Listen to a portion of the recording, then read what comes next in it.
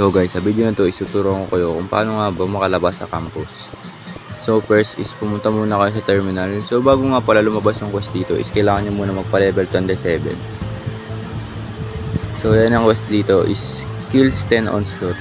So kung gagawin nyo to guys is kailangan may may taga kill kasi sobrang kunat nitong monster na to. Or kung wala kayong taga-kill, is kahit mang KS na lang kayo sa mga nagpa-farm dito. Marami naman dyan. So, ayan. Unahan na lang natin. Nakatatlo agad tayo.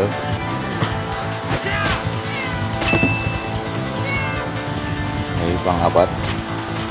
Ano, so yung nakita nyo dyan is may taga-kill sabay kini-KS-an ko lang para magawa ko siya kasi hindi siya kaya ng 1v1 guys.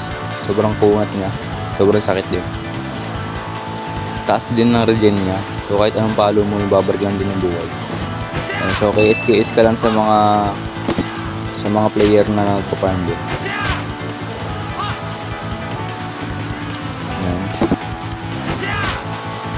Ingat ka lang dito. So makikita nyo is maraming cut kasi ilang beses ako namatay dyan. Sobrang kunat nyo. Yan. So gawin nyo lang ng gawin hanggang sa makompleto nyo yung 10.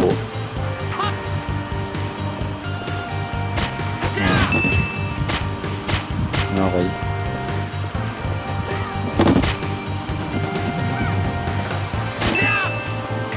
Yan. So pag kompleto nyo na is balik lang kayo dun sa may terminal. Yan. Balik lang kayo sa terminal pag nakompleto nyo ng 10. Yung reward nito guys is napaka helpful dahil ito yung armor set siya na nagbibigay ng mas lalong kukunat yung mga player dito. So submit nyo lang yung quest nyo. Yan, complete lang yan. So yun, pasok na kayo sa loob. Pwede na kayo pumasok sa loob para makalabas na kayo. So kahit level 26 na kayo, tapos lumabas kayo dyan, hindi kayo makakalabas kasi kailangan level 27. Tsaka gawin nyo muna yung terminal na quest bago kayo makalabas ng campus. Yan.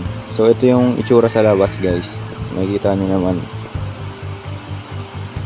Itong sa nurse, hindi yan lalabas yung mga shop armor, save point pag hindi mo pa tapos lahat ng quest sa loob. Yun lang guys, thank you.